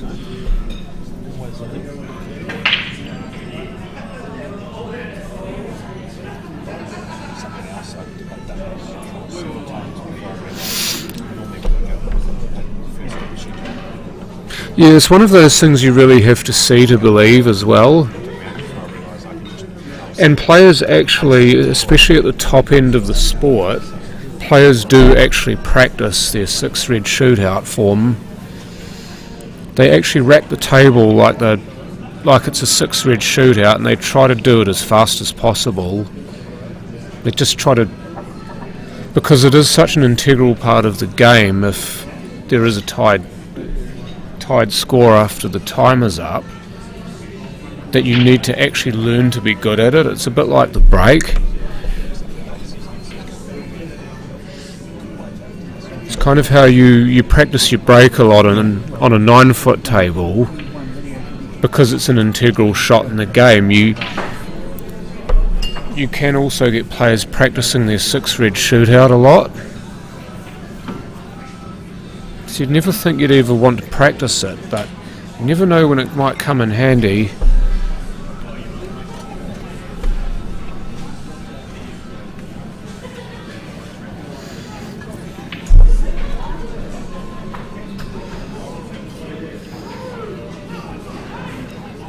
So we won't be looking at the one in the middle because the angle's not really there for it. Oh dear. Got a good cue ball, but wouldn't have ended up there, I don't think, if he'd made the pot. But you can see what he was trying to do, though. I think he had to cheat the pocket and maybe play with a trace of English or a trace of side to get that ball to end up in that good spot. And often what you will find is that if you don't quite aim it up right, that miss gets exaggerated.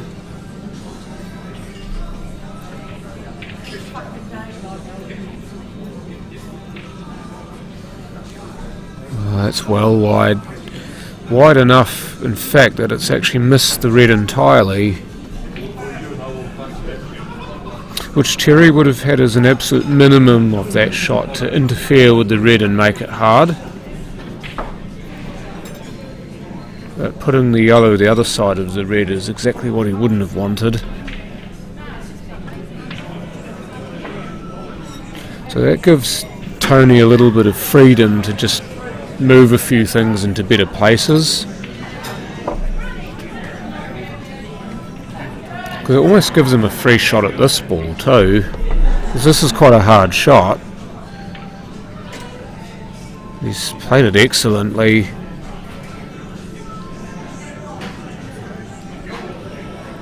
If he could possibly have potted that red in bulk, but get yourself a better shot at it off this. Just needs to be careful he doesn't snooker himself behind the yellow. But the speed at which he played it, it was never going to happen. A bit more now for Terry to manoeuvre around. Look to just park this over the pocket, which he's done pretty well. But I'd say Tony will just slide off the left-hand side of this and intentionally pot that yellow. He just needs to make sure that he leaves the red in a good place for himself if he's going to do that.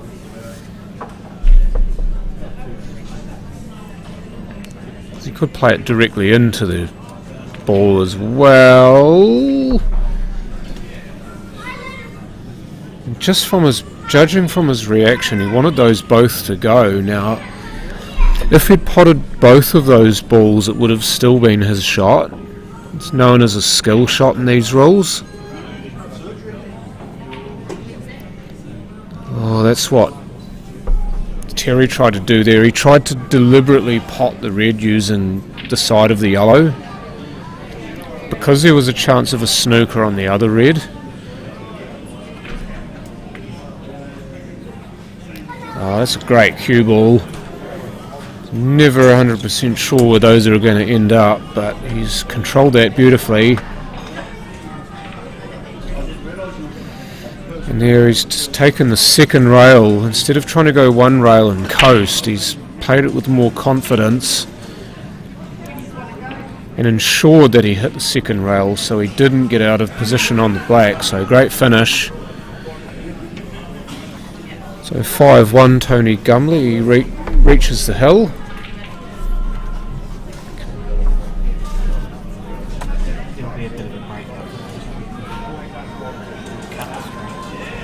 So after this match the stream will be cut, but then will continue when the next round of matches begins, which at this point is scheduled to be 3:30. So we are a fair way off that right now, because this game has gone at a reasonable clip.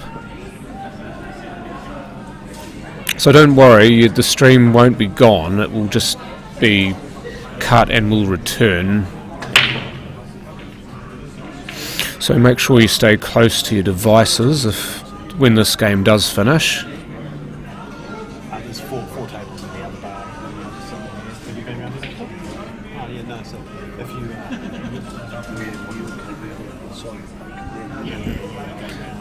And Tony having a look at this table here.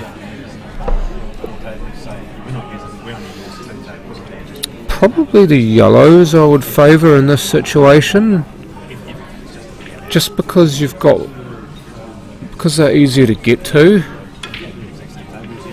Oh, he's bitten a massive chunk off there. Couldn't digest it though. Always looks ugly when players do that. There's always a reason why they play a shot like that, but it always looks ugly when they miss. Bit of a bonus this for Terry, because I don't think he would have expected a shot this early in the game. if I don't see or get any complaints about it, then there's no issues. But I quite like the fact though that he's stuck that safe. I mean, you might find it hard to get on. It does make the reds the better set though, so Tony does now have a shot at an open red, You can find those tables on that side. and so reds are for him. Could elect to play the combination here, or he could just pot this in the corner pocket instead.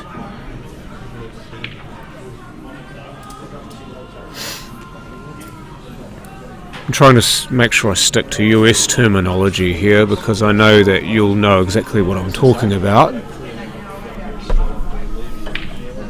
as opposed to calling it a plant, which is the standard nomenclature in the UK and in New Zealand. So if you hear me talk about a plant, it's the same as a combination.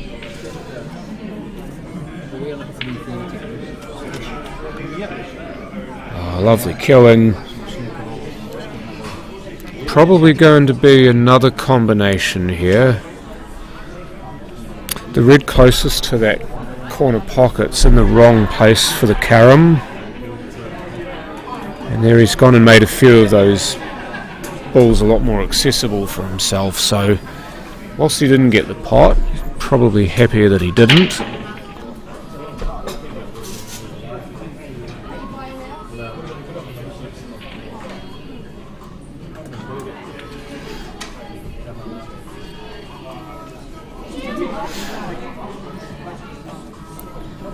So if he can hold the cue ball reasonably off this yellow and bulk, then Terry could very well just roll this yellow down the rail and sit it over where the...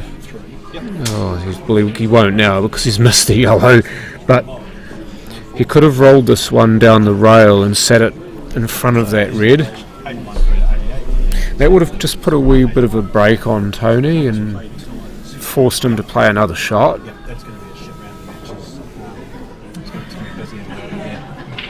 Just not much we can do though. So this will be just with the hope of releasing that red, which he has done. Winners qualification round. He's actually opened the table up quite significantly with that shot, which suppose you like more being 5-1 up than you would if you're 5-1 down. And that's a good little containing shot there. Yes, correct. You got it. Could take the opportunity here, Tony, to play this red that's next to the yellow, the one underneath the black spot, because he's got that. He can actually play the turnover shot, leave it where the yellow over that pocket top left is.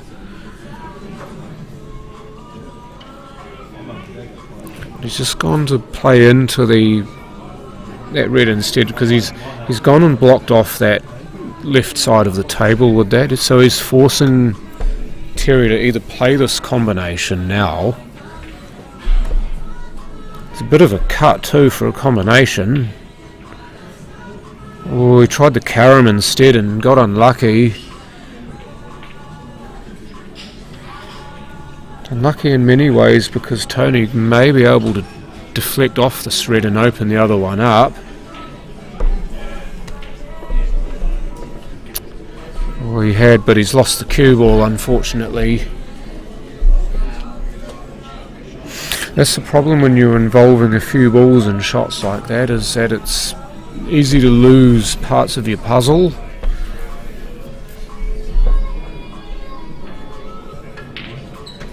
Oh, went for the double. Probably not a hell of a lot to lose if you're 5-1 up. It's not exactly reckless, but it's sort of taking charge of the situation, if you will.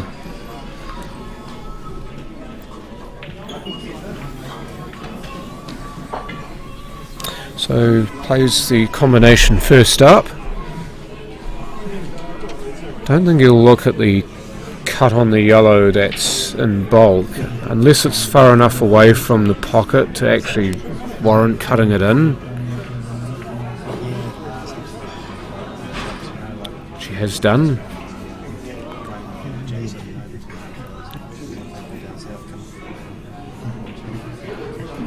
Probably be here better off playing the yellow that's going towards the bottom left pocket on your screen.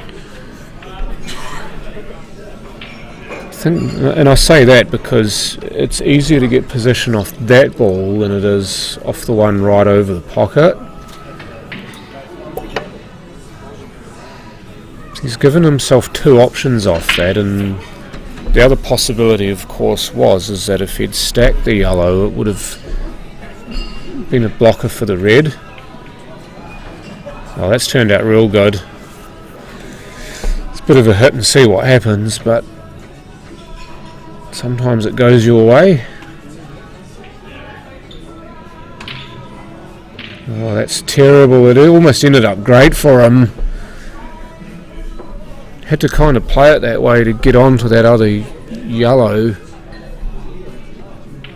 But there was a concerted jab at that.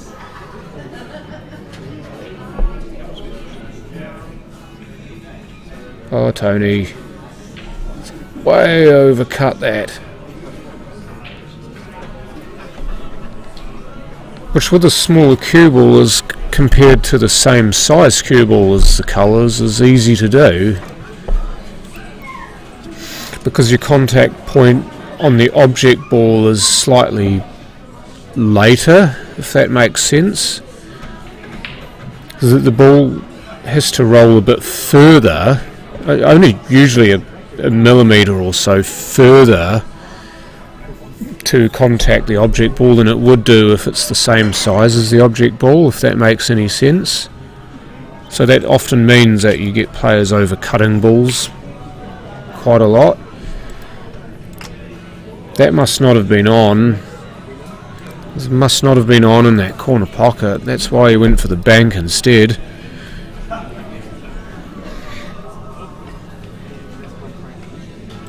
has to hit this real thin, otherwise he risks scratching. Well, that was the other way you play. You hit it really soft and hit it fuller.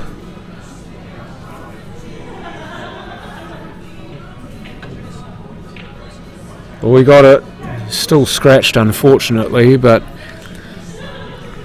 there's a ball in hand. You don't lose the frame.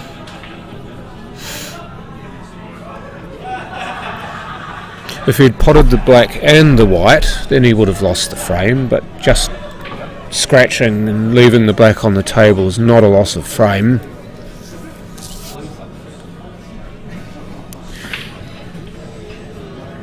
We draw here, possibly off the rail if he can, but if he can't, this will do nicely.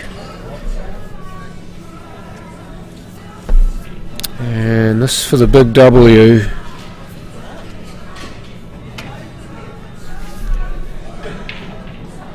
All jawed it. Game's still got a little bit of life, but this is not an easy shot for Terry. It may possibly bank into the other side pocket.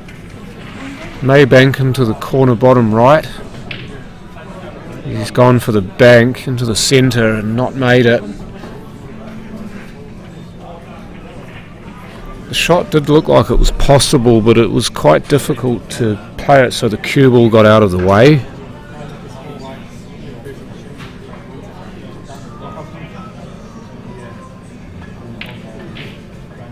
Missed it again. And again, you see the pan go up. He's missed it and not left it. Great for Terry.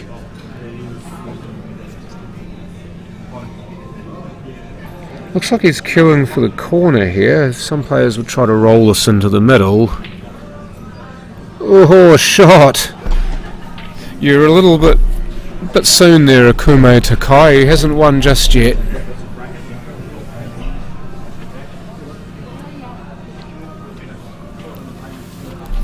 That was a fabulous cut into the corner. And what a way to keep yourself in the match. Looked death in the face and said, "Not today, pal."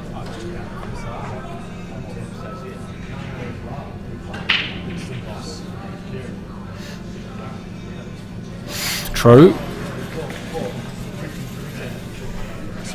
Seen quite a good few good comebacks in this game too. That's what I like about the long races, is that more opportunity for the player behind to come back and make a real game out of it.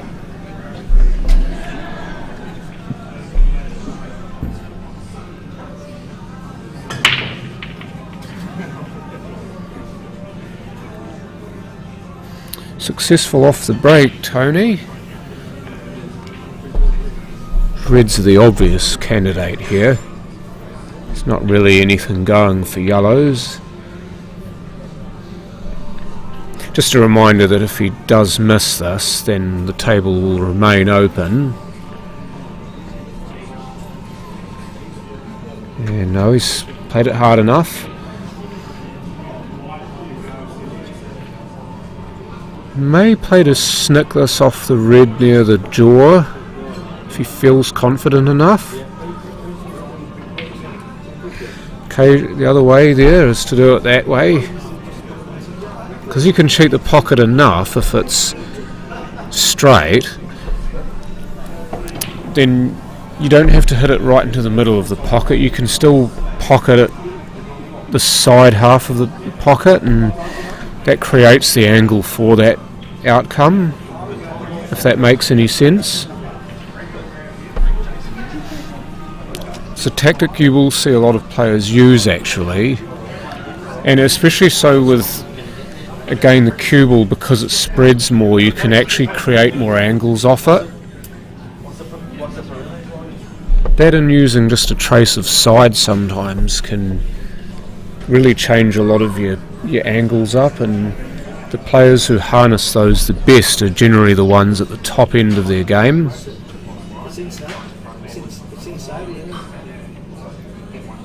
Oh, that's a sloppy miss.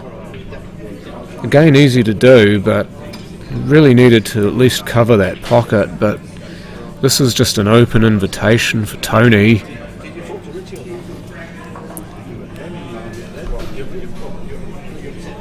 Bit of a tough cut this, but if he gets this, he should be good for one of these other two reds. And that's not too bad for the black. It's just now going to be the fact that he's slightly hampered with the yellow being there. But yeah, the black being where it is now was better than where it was, because at least now it's on and a little bit easier to get to, as opposed to where it was, where you had to be in a certain place.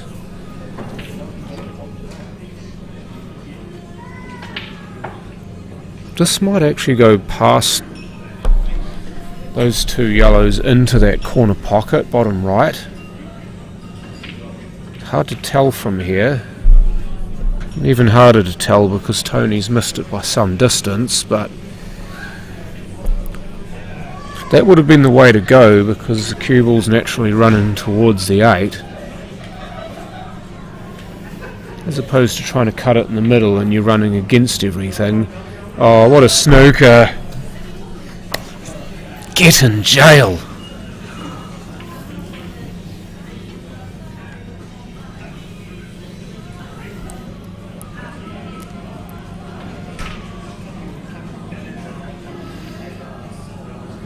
I just hit a tiny bit of the jaw here. He hit the yellow first, so that will be a ball in hand. Another part of these rules that you need to be familiar with, which could have been invoked there, is that you cannot deliberately foul. If you play a deliberate foul, then it's loss of frame. Whereas you can do that in 9 ball and 8 ball in world rules, and it's just a ball in hand.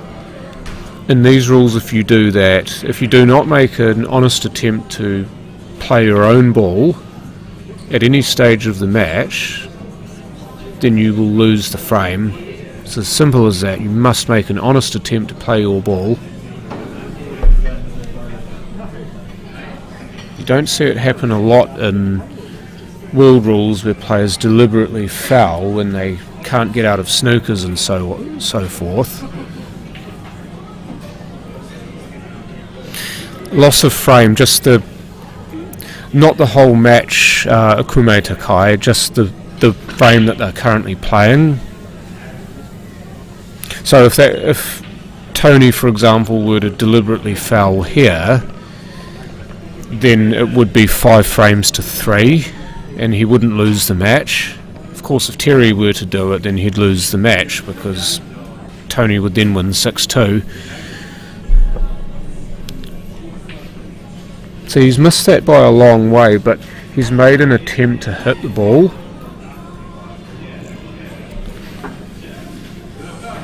Because he had to play off multiple rails, then you can actually see the line he was trying for, so it is an attempt to play his ball.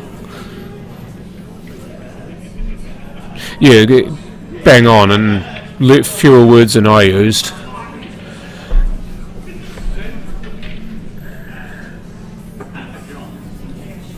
Could be a double on here, across the table. He's just going to open it up.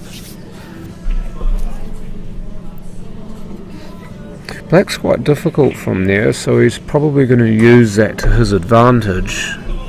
That and the fact that he's on the hill, because this now puts a lot more pressure on Terry to get things done. He's ended up leaving all those yellows nasty, so I would say Tony will have a go at this, try and pot this and then the black.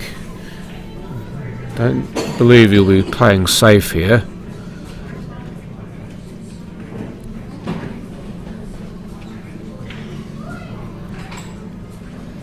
So not successful, but he's left it closer to the bag now.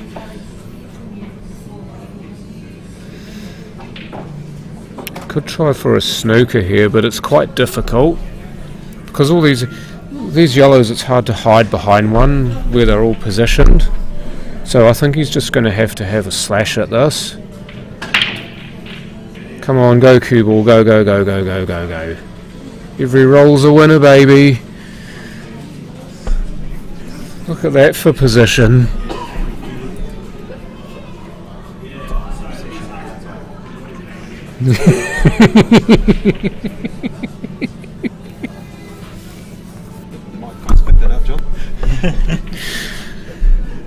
I don't think they heard you, but they heard me laughing.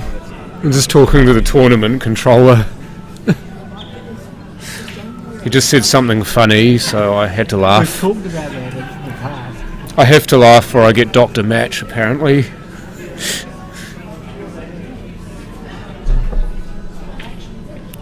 Two rails. No, he got it off the third, so good shot. Public announcement, opening Superleague,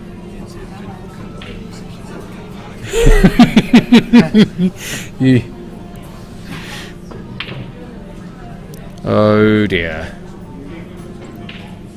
You see the way he's walked away from the table too. You just know, don't you? Tantamount to giving the frame away to your opposition. You've still got to earn this though. This is not 100% easy. Didn't have any angle on that red, so he's got to dial long distance here.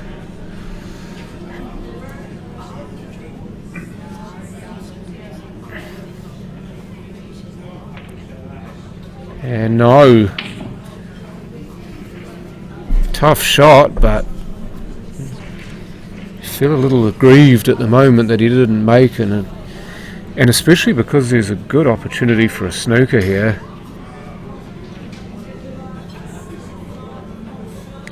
Which I don't think he's got. If he can see the left edge of this 8-ball as he'll look at it, then if he can see enough of it, this ball will be on. No, he can't, so he's just having to play what he can see.